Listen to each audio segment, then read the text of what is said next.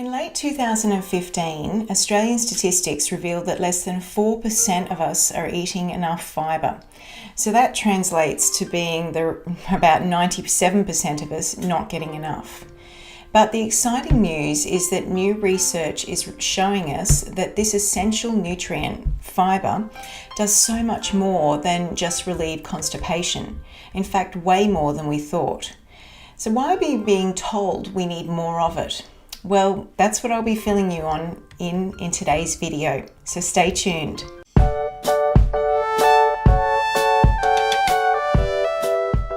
I'm nutritionist and naturopath Sheridan Genrich, and I want to congratulate you on joining us for this program. As they say, knowledge is power, and if you're joining us for the first time, I'm so excited to have you here. So for this month's nutrition topic, we're talking about fibre and where to find it. It's not just about eating enough all bran or taking fibre supplement powders. But please bear in mind, this information is purely educational for the group as a whole and is not designed to replace the needs of your primary healthcare professional. Now, by far and away, the most influential lifestyle choice as it relates to our overall health and control that we have in our lives are around our food choices. But let's recap again on the other important factors like attitude, mobility, and environment, including toxins and stress. So on with our discussion for fibre. Well, we've all heard of fibre at some point in our life, and most of us don't actually realise that it's a type of carbohydrate that our bodies don't have the enzymes to break down into the sugar molecules. Basically, it's indigestible. Now, fibre protects us from all sorts of inflammation, lowering the risk for heart disease, diabetes, all types of cancers, and all autoimmune conditions, including rheumatoid arthritis. Fibre is also the favourite food for our good gut bacteria. These are the tiny microbes that feed on the fibre and that we can't digest. And these bacteria extract its energy and the nutrients to give our cells the energy and substance that it needs. So it's pretty important for our body. When we don't get enough fibre, we're actually starving our good bacteria. And so the belly bugs, the good ones, they either die, or some of them end up eating the mucus layer lining in our gut. Now, this contributes to something called leaky gut. You may have heard of it. If you haven't, I'm sure you can look into it more later. That's not good though. So eating enough fibre helps to rebalance our bacteria and increasing the good bacteria, decreasing the bad. Eating enough fibre also helps you to live a longer, more enjoyable lifestyle. And numerous studies have shown that those who eat enough high fibre in their diet have less chronic diseases and disability, and they had good functional mental health. Now, it's recommended that we eat at least 25 to 30 grams of fibre each day. And along with getting enough fibre in our diet and drinking enough clean water, fibre is also responsible for quickly moving food through our digestive tract. And this helps it work smoothly and, function properly. But when increasing dietary fibre in the diet, it's essential to start slowly. Make sure you drink plenty of clean water every day and increase the amount of fibre that you have gradually, especially if you're not used to much of it. Remember, those bacteria might start giving off some symptoms, and you don't want to get blocked up either. But where do we find fibre naturally? And why do I say it's not just good enough to take a supplement powder every day to stay regular? Well, you might like to know that there are 3 types of fibre, and we need all of them. It's part of the cellular wall of these 3 types found in some fruits and vegetables and some grains. They are soluble, insoluble, and a relatively recent discovery called resistant starch. Now, the first type, soluble fibre, forms a gel, and it helps to lower cholesterol and slow digestion down, making you feel full as well after a meal. The second type of fibre is insoluble fibre, and that's the one that helps keep us regular and remedies constipation. This is the one you find in those fibre supplement powders that you know of, but it's only one type. Now, to me, the most interesting type of fibre was only discovered in the 1970s, and it's called resistant starch. This type passes through the small intestine where the other fibres are absorbed and feeds the home of our good gut bacteria, where they live in the large intestine, or otherwise known as the colon. This is where the home of our gut bacteria are. And this has a big way of protecting us or reducing the risk from developing colon cancer. It's a very important type of fibre. Resistant starch is particularly useful for weight control as well, and it's being promoted as the natural fat burner. It produces feelings of fullness immediately after meals, much faster than the other types of fibre as well.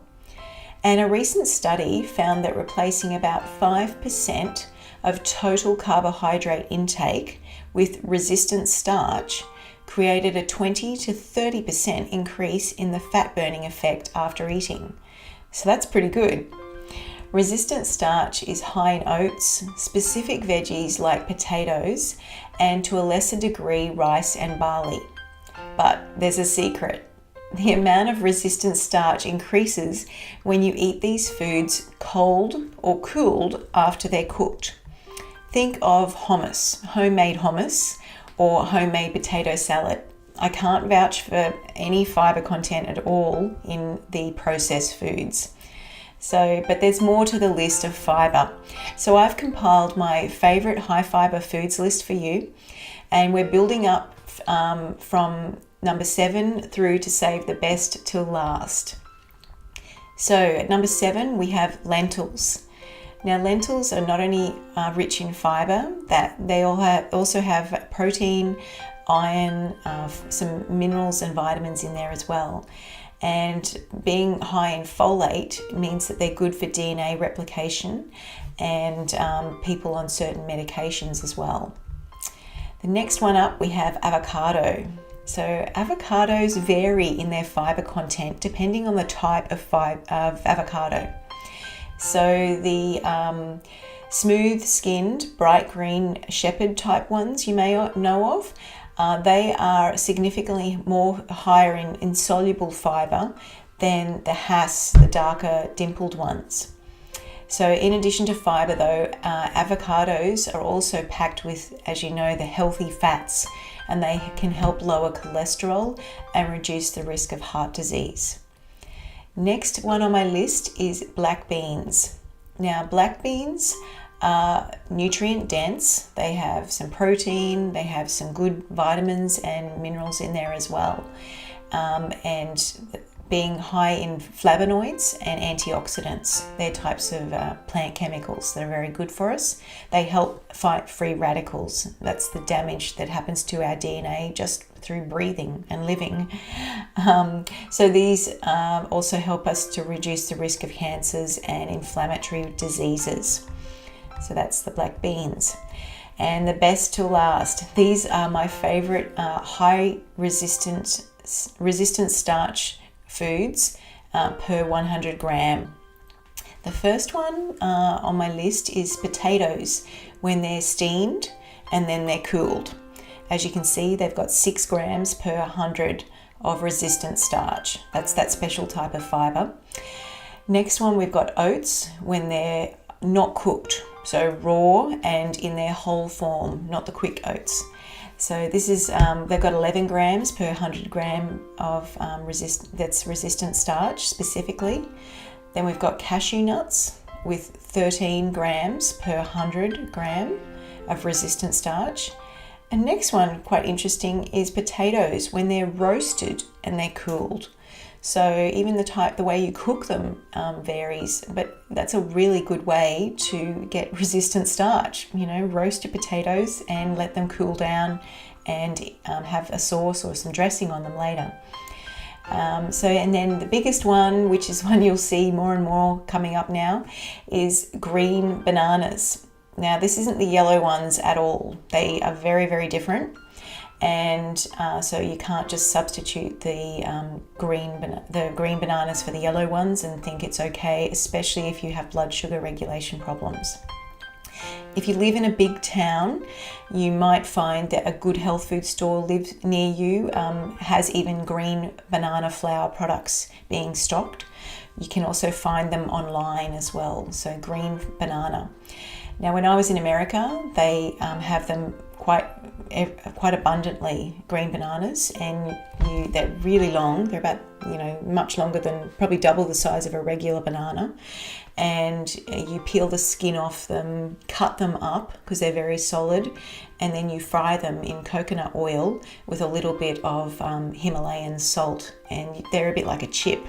So they're not the same. And my son loves them because they do end up tasting like potato chips. They're called plantains as well, some places. And my local fruit and vegetable shop, because I live in the city, is able to get them from the markets. So they don't stock them normally, but just ask at your local fruit and veggies shop and see if they can find them at the markets for you. And they're pretty good. So I hope that this information has been useful for you today. You'll find some extra recipes for you to try out and be on your merry way, increasing fibre gradually. So thank you for listening, and until next time, be well.